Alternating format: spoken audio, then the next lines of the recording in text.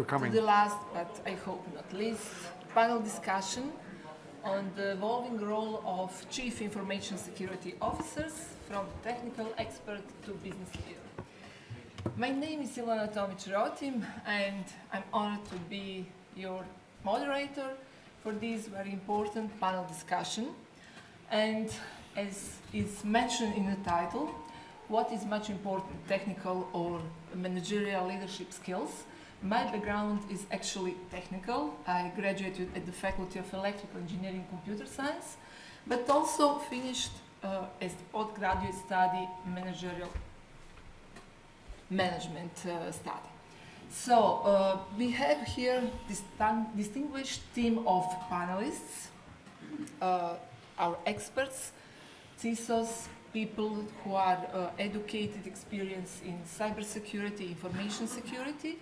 And for the beginning, I would like to introduce the panelists. Actually, I let them introduce themselves. I'm sure they will do it much better than me. So maybe we can start from Benjamin. Okay. Good afternoon, everybody. Thank you for being brave enough to be here at this time of the day. I hope you won't be disappointed. My name is Benjamin Kornhauser, and I have over 25 years of experience, it hurts, in IT security. Unlike my colleagues, my background is very much half IT, but I'm not an IT engineer. I'll get back to that later, but I covered during my studies various aspects of IT, but not in depth. Like I've done a little bit of development, but I wouldn't be a developer, etc. And so half of my graduation was IT, and another degree was for business. I run my own company. I offer 4 lines of services. Mentoring for new students entering the tough world, of business. I am also a certified trainer with PCB. I've been in business with PCB for 6 years now. Successful experience. I am an official auditor for certification for IT security audit. And finally, I do consulting, which include CISO consulting or deputizing for CISOs. There you go. Thank you. Thank you, Benjamin. Now here is Guy. Well, good afternoon, everybody, and nice to be here. I am coming from the cybersecurity side.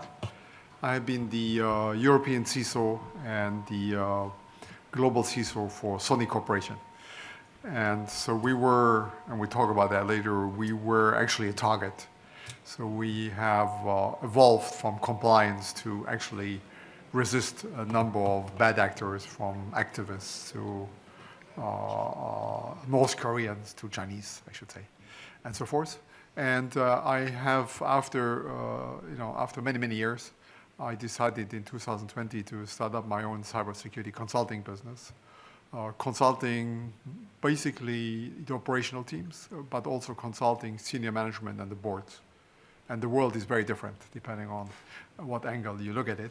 But I think it's important for the cybersecurity community to learn about this and to evolve. In the early days, we were just someone in the IT department. Since then, there has been a lot of things. The bad guys have changed, we have changed.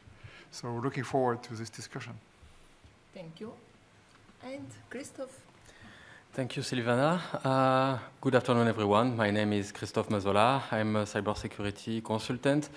I have my own consulting firm, and I'm delivering mostly CISO as a service mission. I will keep it short. Oh, okay, thank you. So actually, when I was preparing for this panel, I tried to find out at what time this term CISO started to be used. And find out that actually it was almost 30 years ago when my business career started, so many years that my colleague mentioned. And actually it was introduced by Citigroup, who hired the expert Steve Katz. I know that some of you know him. And actually at that time this company asked him to establish information security office to provide safeguarding of their technology, equipment, data. And obviously, at that moment, this role is not so business-oriented. It wasn't expected from Steve to provide some business vision, to participate in defining business strategy, defining business objectives. And the idea now is to check how this role is evolving during the time. Which kind of skills, which kind of competencies are much more important today? How these initial technical expertise mostly focused on safeguarding the information asset has been rapidly transformed to the role of business leader, who is actually directly related to the strategic decision making, to the preparing business objectives, and so on. So maybe for the beginning, Guy, if you want, if you like to say something about primary drivers behind this evolving role of CISO as a business leader. Well, I think that's a very good question, because it's an evolution. What we look here is a snapshot. We look at one situation and we try to imagine. But we come from somewhere. In the early days, I think security was essentially an IT problem. It was an aspect of IT. And most of the security teams, or maybe some of them still today, would be part of IT. Of course, over time, it turns out that there's a bit of conflict of interest, because I remember on my time, IT was responsible for 40% of the security problems, But if you report to the same guy, it's good and bad, So ultimately, I think you have to separate a bit, And so there's a segregation of duty versus IT. The second problem is later on, you notice, okay, segregation is good, but you have to work now more with the business because the risk is shifting. Initially, it was only IT risk you're managing. But then today, you have the business goes out to do things. Maybe they use software as a service. They contract third parties and so on. So you have to work on the business side. On the other hand, the cyber criminals, I said, we are a reaction to cyber criminals, are also getting more serious. More things happen, and the impact of those things are getting bigger. And the public is getting used to this information and also puts more pressure, I think, on the management side too. So today, when something is happening, the question may go to the board, the question may go to senior management, and so forth. And also the investments which are required to run security are much more serious. In the old days, we invested some money, but when I left Sony, we had my budget was multiple tens of millions, I should say. So that has evolved, and of course, when you spend more money, you have to engage with management in a bigger way. You have to report what you are doing with the money. And on the other hand, you also see, I think, more structural problems. I would make a statement today just to animate the controversy. Half of the security risks are coming from bad guys being creative and being bad guys, but being creative, And I would think the other half is the business makes them by themselves. So obviously, then you're involved in decision-making in a bigger way to improve the business. And also you want to give input to the future of the business. What business should we go in and what are the risks involved there? So I think it's a natural evolution, and becoming a leader is one way to have a bigger voice or a bigger influence of it. It's not easy because, for example, some executive teams, even the CIO, is not part of the executive team. Yeah, so it's not that easy, but at least you should be seen as part of the C-suite, and you should be able to influence a number of things and a growing number of things as you go. So I think it will get more and more important in the future as the bad guys get as a bigger threat, as more things move to the cloud and other things. Yeah. Thank you. Thank you. So you think actually that these cyber security threats that are evolving all the time, that one of the big driver for evolving?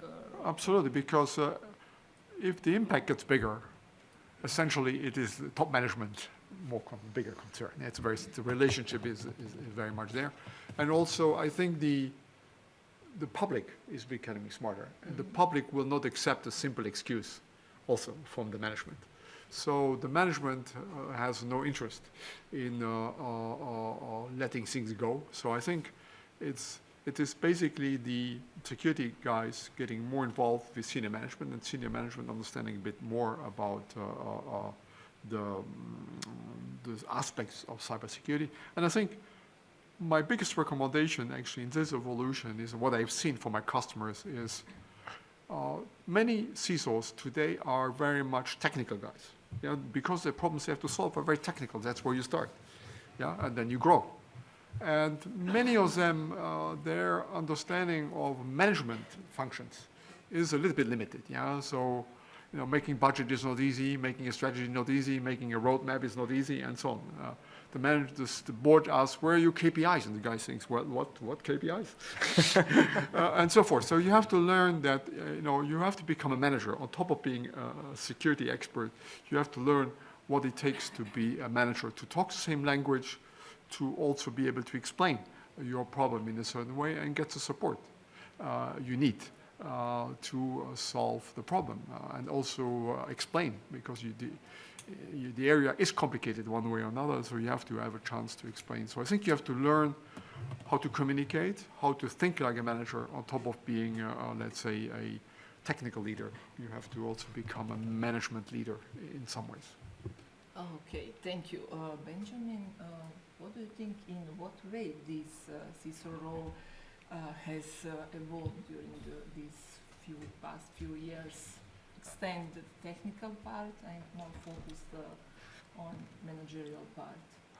I can answer that. It's a very interesting question. I can answer that using part of what you said, Silvana, regarding the way the vocabulary evolves around IT security. At first it was very technical.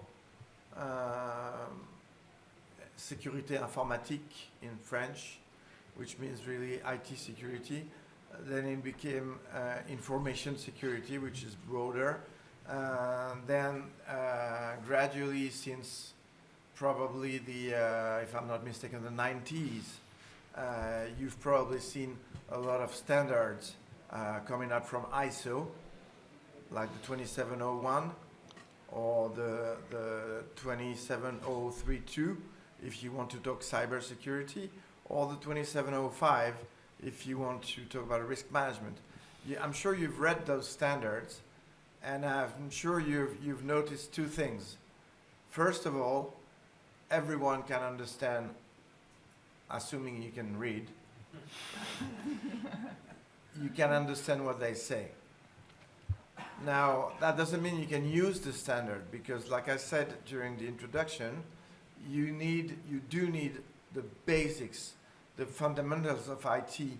You need that to play your role as a middleman who will be able to coordinate the effort in terms of IT security and align it with business requirements. Security, information security, is completely useless if you're not protecting the interest of the business. So the way I've played my own role, and what I'm telling you here is basically about my own experience. I've played the role as a consultant. I've helped a lot of CISOs. I've been a CISO myself. And what I've noticed is that the most technical ones tend to lapse, to dive into details and lack the big pictures. And I like to say that I play my role with two sticks. One is called ORCA, which stands for Objectives, Risks, and Business Alignment. You always start from the business. If I am selling, I don't know, books on the internet, what can happen? Can people get the book without paying? Or is there a chance that somebody will copy my website and will defraud me in a way? Or, you know, I mean, it starts with the business. Then you're going to ask your IT guys how it translates into IT, and they will help you find a solution, which you will in turn translate into business terms using the right KPIs, using the right etc. So you can tell by the vocabulary that it's more IT. You can tell by one of my two sticks, which is ORCA. The other one deals with what matters for everybody. It's money. People say security is a cost center. It's not completely true if you've carefully read the ISO or other reliable sources of information. There is a return on investment for security. You just add an S. Instead of calling it ROI, you call it ROSI, return on security investment. But you can make a profit. You can automate certain security processes, economies of scales. You can also limit your exposure, as in, you know, you pay a little bit or a lot, but the money you pay is less than the money you would lose in case there should be an incident or an attack, etc. That is very much a business view. And it's not always easy when you come from a technical background to have those things that need to be like a reflex and translate them into management terms. So why would you, I mean, you could say, why would you need to translate them into management terms after all? Well, if you look at the way CISOs are positioned within the organization, you will see that you have not that many direct reports. You have a dotted line, usually, to a lot of people, but you have a supervisor, and you interact, or you provide a service, if you like, an internal service to your colleagues and ultimately to your clients. But if you don't get the support that you need from top management, then you will fail, because you will be perceived, that's my experience at least, without enough support from the top management, you will be perceived as another auditor or some guy who wants to control something, and you know, the sooner you're going to get out of the door, the better, because people will just not accept you very easily. With the support of top management, again, we're talking about business here, then you are very much seen as a business partner rather than a policeman, if you like.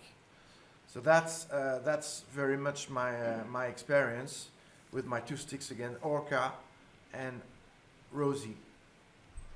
Thank you. Thank you. Actually, now I remember my first projects in information security 20 years ago. You mentioned IT security. At that Yes. time, 20 years ago, when we talked with the board about implementing information security systems in their company, they always said, okay, there is the IT department, the guys, you can talk with them, and they will work on this project. So everything was concentrated in IT department. So definitely I'm glad that that's changing now. So Christoph, can you share a specific instance where your ability to communicate these complex cybersecurity technical controls, concerns in business terms made crucial difference in decision making at the organizational level? Okay, basically, cybersecurity should never be a blocking point regarding everything related to innovation. As my colleague pointed out perfectly, we need to not be seen as a cost, because effectively, cybersecurity often lack of visibility and often lack of return on investment, because we sometimes lack to generate value. And to generate money, and the only spending department, let's say. If we look a bit broader about the board and the executive team, they have I just want to make a small digression here. They have a duty to care obligation, as a comment of what you said. And ultimately, they should ask questions about how we can leverage technology to ensure that we are upfront, we can gain a competitive advantage of them.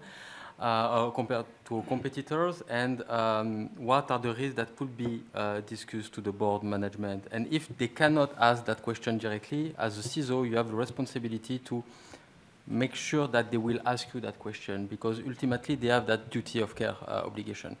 Back to your question. The point is to generate value. And to generate value, there is not many options. One of them that I use for one of my clients is to leverage one technology and one supplier for our own security, but that ultimately we use to sell to our customers. So the annual cost of that specific product was something around 50K a year. So it's not a big investment, but still it's some money. And at first I say, yeah, but no needs, it's no necessary. Yeah, but we can detect when there is a cookie stealer and so on, so we can prevent that we have an information leaking, or perhaps the customers having information leaking, so we can preemptively take action and say, no, not sure. And I'm a young CISO, as you can imagine, compared to my colleague. And I have some struggles about, speaking with, in business term, even saying that is a bit futile from my point of view, because what does that mean? And we can dig a bit on that later. But I had to learn what is all the business term, like EBITDA, return on investment, and so on and so on. I will not share all the financial part of it, but if you want to have a look at it, just make an MBA or whatsoever. So basically what I did is that, so I talked with the sales team, because ultimately the security should be across all the company and not simply as a single department. Security should apply to all the departments within the company. I say, we can apply that specific tools for us, but ultimately perhaps we can sell the tools and resell the tools to our customers. And they say, yes, let's dig about the customers that we have, perhaps they can be interested, and so on. We have a huge and big yes about that. And ultimately, we buy that system, we resell that services to our customers, and ultimately generate more than 100K per year, on top of what we buy, what we effectively pay for the system. So we even generate money, so we can, in the end, buy more system, more technology. So yeah. Okay, thank you. I think Benjamin has some comments. Yes, I wanted to add something. I realized I went a little bit quickly. When I said you need in order for you to be a good CISO, you need only the basis of core IT knowledge.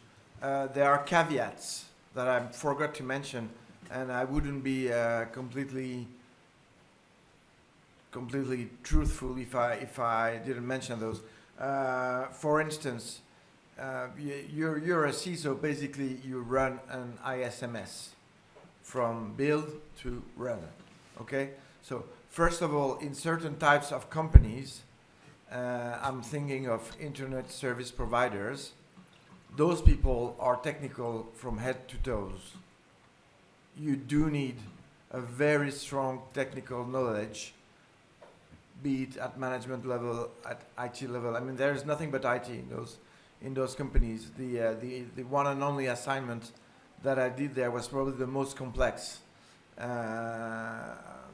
for other companies, the technical level that I would recommend if you're interested in those roles are certifications like CISSP, if you're familiar with it, or Security Plus can be one also.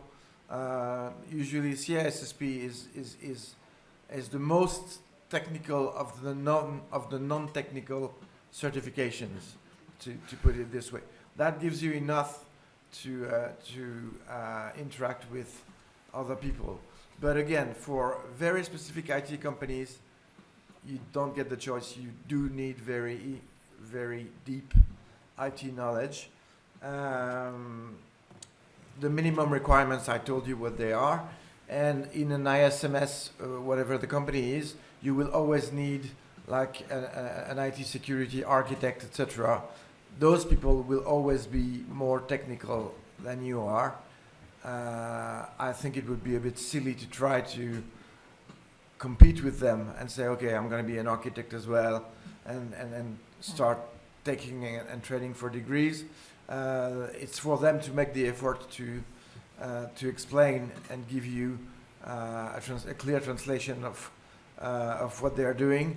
But in certain areas of a traditional ISMS, in a non-technical company, you will still need partly very strong experts, which you can either hire if there is enough work for them during the year, or you can also hire them, but as consultant temporarily until the job is done. I just wanted to add that. Thank you.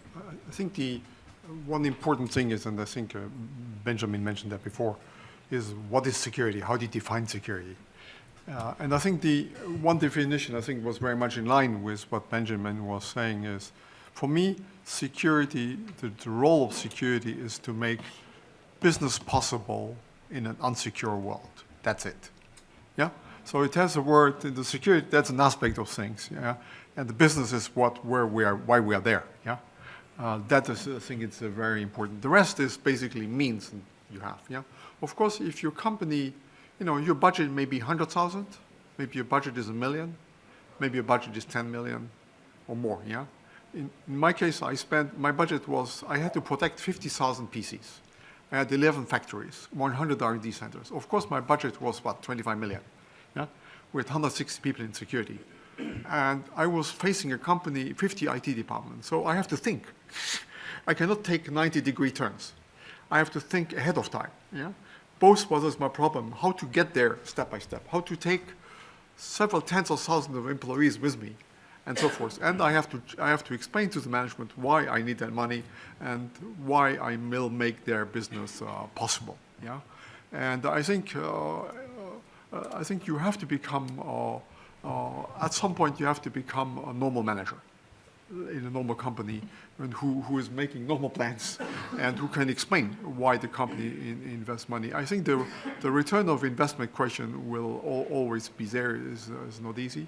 But I think it can be done. And yes, you have to get familiar with KPIs and metrics, and you have to have a roadmap and so forth. Because the bad guys are getting smarter, you have to get smarter. In some sense, the management is not the enemy. The bad guys are the enemy, in some sense. So you have to think, how can I organize myself? What money I need? What resources? What technical know-how do I need to actually be able to prepare this company to do the normal business, even though the bad guys get smarter and have also more resources and so forth. And I think the important thing is that even though the senior management may not always understand everything about cybersecurity, but the senior management people typically are very smart people. They're not stupid. Yeah. And I think you need to find a language to speak to them and to use their intelligence to understand, to make them help you solve the problem, and you have to behave like them. And they also have to justify the money they spent and so forth. They also have to make plans. They have to also make a mid-range plan. And they have also KPIs and metrics, and you have to do that. That is the condition you have to have. Then, in my case, for example, I needed people, yeah? So I had 160 people. So these 160 people, I look at my salary range, yeah? 10,000 per year, the cheapest one. 300,000 plus, the most expensive one. Yeah? So I had to think. I had operations in Turkey. I had operations in India, and I operation in China. Essentially, to bring down the cost of security. I need good guys, but I also need to manage the cost. So it's not what I had the year 1, year 2, but it's what any manager in the company would be asked to do, and I think we have to do that. So if we accept the challenge, obviously we have to be understanding in technical things. Obviously, you have to understand how the threat evolves, and I think we have to become, we have to learn how to manage in a proper way, because the cost in security will increase still. So the money is getting bigger, and people want to know: Are you going to manage our money well? Are you going to secure our company and make the business possible? I think that's important, and I think. I said, please understand the top management are smart people. They may not understand everything about security, but they are, you can use the intelligence to help you in most cases. Okay, thank you. Actually, I like your definition of security, and definitely you mentioned some topics that I planned that we discuss today. But before that, actually related to planning, on Tuesday, I moderated also another panel, but in Croatia, in Zagreb, related to AI, cybersecurity, new trends, and that was Chief Technology and Information Officers panel. So the conclusion was there are no plans. In this rapidly changing digital landscape, it's not possible to plan, because we have to try to use, to implement, to try to use AI tools and so on, and see how it will work. There are no big plans, there are no plans for more years and so on. But we have some awards and some cookies here, so we have to we provided it. So this is moment maybe when I would like to involve you in the discussion. How many CISOs or people who are closely work with CISO do we have here? Raise a hand. You can't hear me. Okay, sorry. How many CISOs or people who work closely with CISOs do we have here? A lot of them. Okay, that's great. a lot. Oh my God. 65%. So definitely you should be involved. In the, I have one question for you. How would you describe your organization's approach to cybersecurity leadership? I will offer 3 answers, so you will raise a hand for all of them. The first one, the CISO, your CISO, is primarily a technical expert. B, the CISO is business leader but with strong technical background. And C, the CISO is business leader with minimal technical involvement. How many A's do we have? That's the only primarily technical expert. No. We know what's the correct answer. And you want to earn money, earn a cookie, not money. Everything is money. Okay. Who is for B? That means CISO is a business leader with strong technical background. Okay. Quite a few tough guys here. And C is with minimal technical involvement. B. On C. Okay, I think we have more B. Am I right? Correct. Okay, that's the good introduction for my next questions for Christoph. What skills, what qualities do you believe are essential for this modern CISO, business-oriented CISO? Be good at Excel file, be good at PowerPoint, and be good at making coffee for your early morning and at late night, especially Excel file. Joke aside, even if we can agree that it's quite realistic, what I learned over the last years is building trust, and it's a quality that that you need to maintain over the years and over the months of years, depending on how many time you stay, and over your careers, because integrity is at the root of our industry.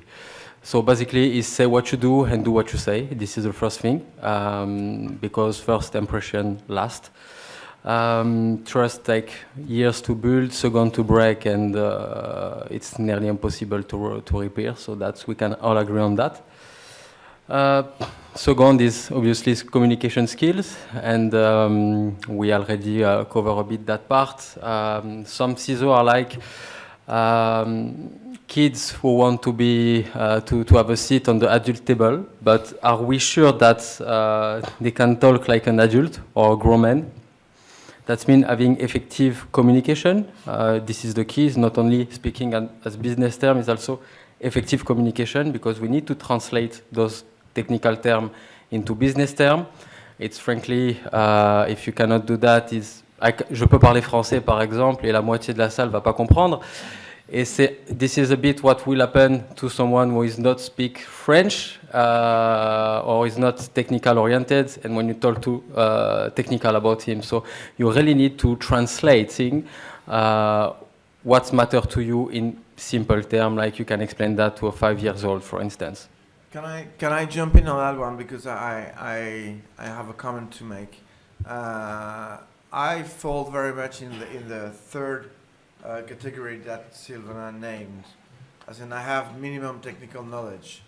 I told you already what I meant by that, CISSP, and the fact is whenever I worked as a CISO or I do consulting work, I learn from the IT team, because I interact with them, and with the support that I get again from the top management, etc., I get introduced properly, and I am seen as a partner, which as a consequence gives me the opportunity to learn from them. If you want to learn from them, you need to be part of the family. If you're not doing things properly, or you lack diplomatic skills, like this mass murderer guy I've seen once, who was retaining the knowledge and not sharing anything, it's a catastrophe, because you've got security running loose on its own, and the business doing the business on the other side, and the two never match, and that's a catastrophe. So again, thank you for sharing that trust is important. You will need to learn as a CISO, if you haven't already pictured that. You will need to learn from the IT teams, and for that you need the ticket to get into the family.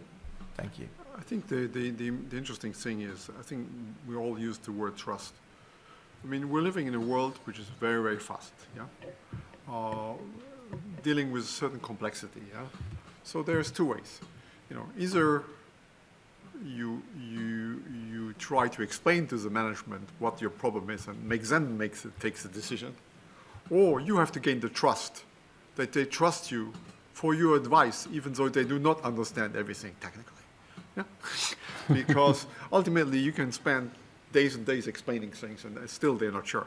So and the goal ultimately is that they trust you in your judgment in some ways, that you take the right decision, and they follow you, because you have no time actually, or they have no time to go in the right direction. So the trust building in multiple levels, whether it's with IT or with senior management, is essential, so that you can move forward, and you don't spend days and days explaining and re-explaining and never moving forward.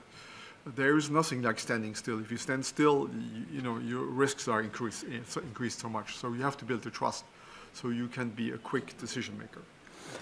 And to finish with the last skills, I think that joined the comment of Guy, is about embrace the responsibility and the accountabilities. We can agree that CISO have to take responsibility, and lately we have the CISO being legally accountable in the US, but also the word authority. because without authority, you cannot get things done. And without trust, there is no authority. And one piece of advice is about taking extreme ownership about the situation. There is a wonderful book from Joko Willink about that, and this is one piece of advice. If you want to be a good leader, read that book because it's just amazing, and this is the name Extreme Ownership. And what does that mean? For instance, you don't get the fund that you request. Okay, you can play the victim card and say, oh, they don't want to get me the fund for my program or whatsoever. And okay, no, I'm taking extreme ownership of that. I'm taking authority on that. I don't get the fund because I didn't explain well in terms of business why it was needed to be what was needed in business terms, basically. I think also we talk about the CISO, but it's not the CISO as a team. The CISO has a team of senior managers working for him typically, unless you're the only one. Yeah. Then you have to, if you want to be seen as a leader, you also have to take care of your direct reports, that they also move up in some ways. Otherwise, nobody will even, will take you seriously as a whole. Okay, thank you. What would be, I don't know, what kind of suggestions, advice we would provide for our CISOs? What kind of strategy do you employ to provide this alignment between business objectives and cybersecurity initiatives? Guy, maybe if you want to give some advices. I think the way I worked before is your normal business is moving from A to B, yeah, and it's not moving from one day to another. It has a 3-year plan, a mid-range plan, and your mid-range plan has to be compatible with that plan in some ways, knowing that you don't know everything.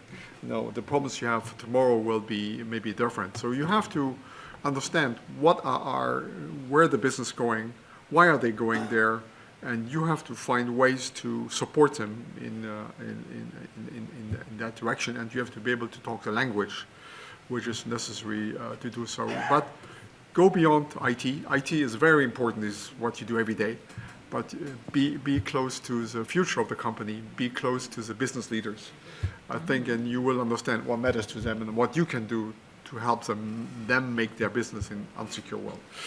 Thank you.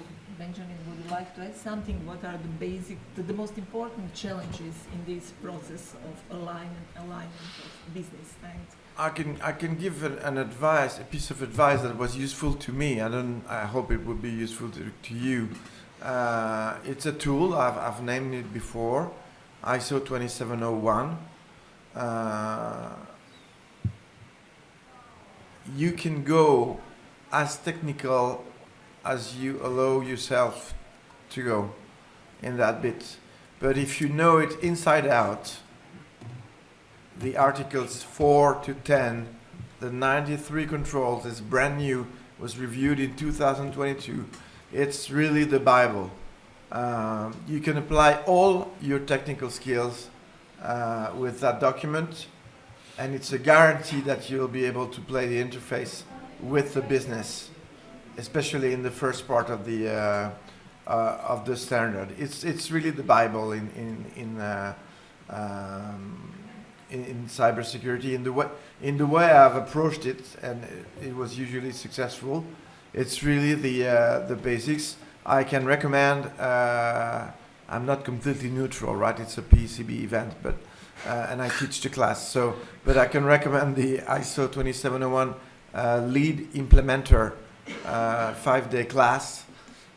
If you believe that you lack a bit of business in your technical skills, go ahead and sign up for that. Thank you. Christophe, maybe some suggestions related to the measurement of the success of all cybersecurity initiatives, especially in terms of achieving and supporting business objectives. KPI is a vast word. All people like KPIs, we know that. No, because KPI from one team can have different meaning to another one. And that's the main struggle, because you can talk about risk dashboard, security baseline, or whatsoever. It will depend ultimately not only on your team as a cybersecurity expert or cybersecurity team, but also all those KPI can be seen to the other department and as well to the management.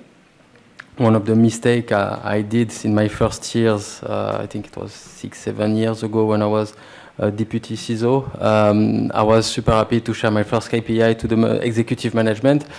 And I did that awful mistake to say, we or filter email block 15 or 70,000 X email per days, etc., etc. It makes totally no sense. But I was happy to share that because it was value. And I say, okay, I share KPI.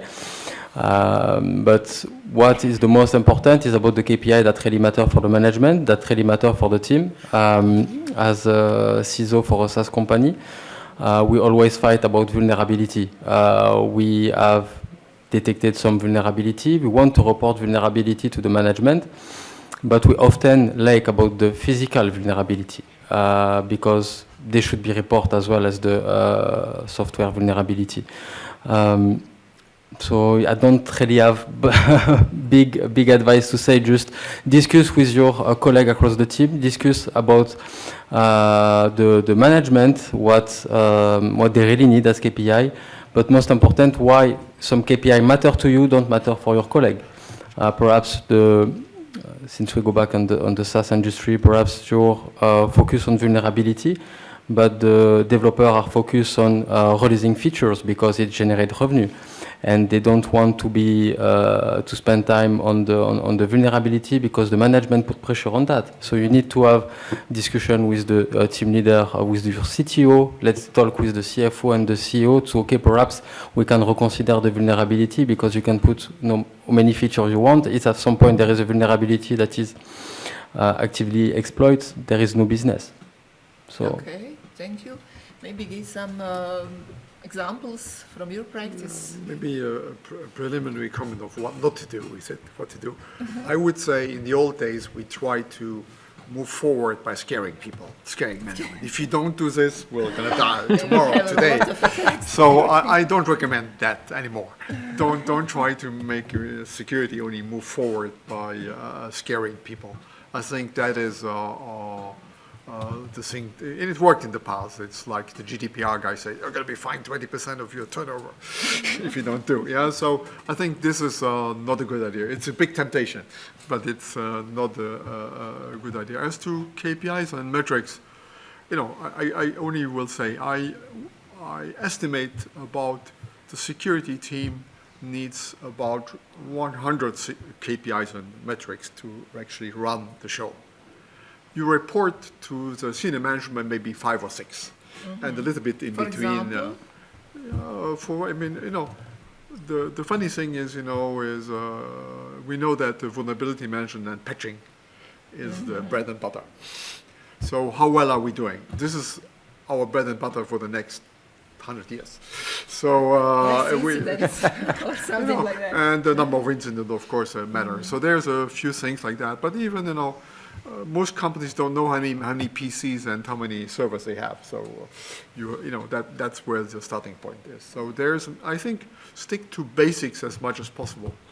If you get the basics right on the KPIs first, you can work on more sophisticated things later. I think the biggest impact to the security risk will come from the basic KPIs. There's, of course, more sophisticated ones and so on. You look at your identity management system, you look at your cloud security things. But I think try to get the basics right, and I would still think vulnerability management patching is the most important one. But initially we have seen a long time effort was on the focus was on preventing problems, so that's why the patching comes in. But today we also notice that we have to detect things. So we have to get better at detecting. Yeah, detection will become the biggest part of your budget, maybe 25%, 30% of the budget. But we're still not there. So you have to have a KPI which looks at the detection. And we have seen a DORA session next door. And resilience is the next one. Yeah, it's not, you know that you cannot avoid every problem. as you hit. So you have to develop also a few KPIs on that one. Yeah. So how do you have a plan? What are how do you manage your backups? How precise is your BCP plan and so on? I think so. Preventive, the basics, yes. Get sure that you have your incident management KPIs right, so that people can see where you are, and start planting the basics for resilience. Okay, thank you very much. I think we have questions now because there are not so much time. Please. Thank you. So it's not a question, it's an addition. So as a Tell that, wait for the microphone. Thank you. So it's rather an addition addendum to what you said. Thank you guys for what you have presented.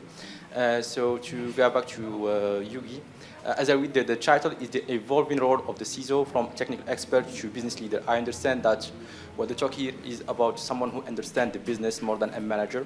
And what I have remarked years ago is that CISO are always concerned by the technical skills to acquire, like a CSSP, like Azure 7001, etc., etc. But they forgot to learn more about presentation, communication, and negotiation. So I guess they must focus on that. So yeah. I think it's more like financial for non-financial or legal for non-legal. For non-legal, it's the same angle. So I have the experience. Maybe ideas for PCB. Yes, to take the lead. for a new course. It can also be a way for them to protect themselves if they don't feel confident by communicating. They know that they own a lot of technical knowledge, and they are reluctant to share them in a way that is pedagogic and easily understandable. But that's a wrong strategy. You end up being very isolated if you do that. By learning such skills? No, by sharing, if you have a lot of technical skills, yeah, as a CISO, and you believe it's strategic for you, and you want to keep it all for yourself, and you're not sharing them properly with stakeholders and translating them in a way that it's plain language, understandable by everyone, you're not giving yourself any favor if you do that. Yeah, this is why I recommend learning more communication, presentation, and negotiation to grab sponsorship and to grab their decision, for example, approval, especially approvals. And second part is, we're talking about how to make the top management understand the cybersecurity, which is a little bit harder, but we don't talk about the other way around, which means that the CISO should understand the business. And by this, for example, I had experience at a group in Luxembourg. So I was obliged to complete a course called Equity Privacy. So I can understand the process, and to be honest, once I completed the course, I find myself at ease communicating with them and managing my tasks. So thank you again. Thank you. Definitely, it's important that CISO understand the business, and that's the reason why he or she should be involved in the business strategy meetings and evaluation of their strategic initiatives in the cybersecurity, but if they are aligned with the business objectives, of course. Okay, thank you. Yes. Thank you for your comments, and thank you. I agree with you 100%. Yeah, I agree. So many people don't know how to they're trying to do awareness training, and they don't know how to communicate how to do the awareness training, to be able to get those processes and the awareness training for the executive teams, which years ago CISOs didn't have to do. Today, you have to do the awareness trainings for the Board of Trustees. It's required. But, to your point of the ISO 27001, I definitely agree. But I think that this year, what's different today than it was 10 years ago as a CISO, was CISOs didn't do their own gap analysis. They didn't do their own risk assessment today. I'm on two large executive CISO groups around the US, at least, but they're international. And the CISOs are the ones that did not this year, three of them have had ransomware, and they said, I wasn't involved in the risk assessment. I did not do the gas. No, they did not do the risk assessment. They had other people doing it, but they weren't really understanding. They weren't looking at, they were confusing the metrics and the KPIs, and the terminology was all, the metrics are, what do we not do right? Where are we not making it? Our KPIs are our goals, and then the metrics are, how are you doing it? How many attacks did you stop this year? How many events did occur that you were able to stop with your IPS or your IDS, in order to do those things. So, but understanding that thing, and I think that's what's changed from what you've said specifically. I totally agree with what your comment was. The risk assessment, the gap analysis, knowing by a standard, not just willy-nilly. The ISO 2701 has changed, so the first thing many CISOs I know are doing is a gap analysis against ISO 2701 and 27002. And they're incorporating the, as I am, with the enterprise architecture, with asset management, with facilities, with security for their areas, and making them show written evidence, documented evidence, and requesting an audit of their own gap analysis, their own risk assessment, to be able to show themselves where they need improvement. I think that today's CISOs have developed past the ones that were there 10 years ago. I see people that have left the field or were asked to leave the field. And I'm seeing that as a process, and especially the risk assessment, the gap analysis. I know many CISOs, that's the first thing, the whole first 3 months, as well as working on the new tools and negotiating with the vendors to get better deals and better education. And the negotiation now falls upon the CISO. So as well as monitoring the events, seeing what tools you have in place. So I think the technical aspects are still very important. I think if you're having a pen test, you have to understand the different type of pen test, even if you have pen testers coming in, Yeah. understanding how to know to write your own contracts associated with that. I just finished the CISO course here, and we had a number of CISOs in the course, and we all said, we've been doing that, we've been doing that. But it's a good balance. It's a good check to see that we are doing what the CISO course, says. As when I did the CISSP, that's just technical. It's not, but it's how do you do this? You certainly have to know that to negotiate and to communicate. But I agree with your comments on it. My question to you is the